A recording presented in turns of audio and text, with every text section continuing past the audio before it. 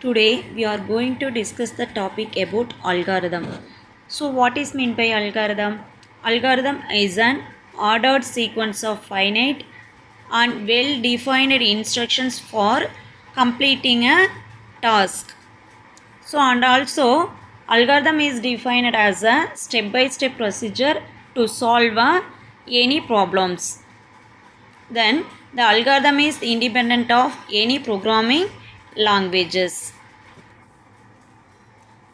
So next, characteristics of an algorithm. In algorithm, the instruction should be in an ordered manner. Then the algorithm must terminate after a finite number of steps. The instructions must be simple and concise. Next point, they must not be an ambiguous. The algorithm must completely and definitely solve any kind of problems. Then advantages of algorithm. Algorithm is easy to understand and programs can be easily developed by using step-by-step manner. The one example for the algorithm.